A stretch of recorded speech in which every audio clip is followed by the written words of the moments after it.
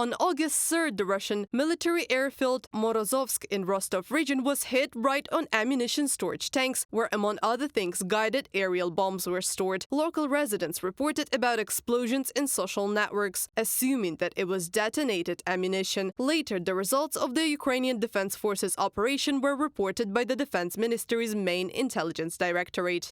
A Su-34 fighter bomber was destroyed. 2 more Russian aircraft of the same type were probably damaged by debris. Craters from explosions were recorded near the sites. The enemy's aircraft armory has been completely destroyed. Large areas of scorched earth are visible in and around the airfield from the secondary detonation of Russian ammunition. From the report of the main Directorate of Intelligence of the Ministry of Defense of Ukraine on Telegram.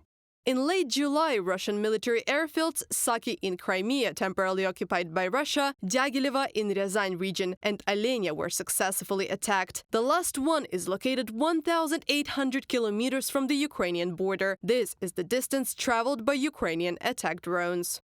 Recently, drones have reached certain airfields in the Russian Federation, particularly the northern ones in Olenia. Long-range bombers have been hit there, and this has forced a delay in the next massive strikes on Ukraine for at least a few days. Kirill Budanov, head of the main intelligence directorate of the Ukrainian Defense Ministry, on the Ukrainian National Telephone. To prevent massive missile strikes by Russian army on peaceful Ukrainian cities and civilian infrastructure, Kyiv has repeatedly asked its partners to allow them to use their long-range weapons to strike Russian territory. It is necessary to hit the places where the enemy is attacking from, Volodymyr Zelensky believes. Every strike that responds precisely to Russia's aerial bombardment, that destroys Russian logistics, Russian military bases, that makes it more difficult for the occupier to stay on our land. Every such strike brings a just end to the war closer. Fair for us, for the world, for Ukraine, for everyone who values life. The Ukrainian president insists that long-range weapons should be used not only against military targets near the border, but also for strikes on facilities deep inside the Russian Federation. The United States has not yet given such an approval.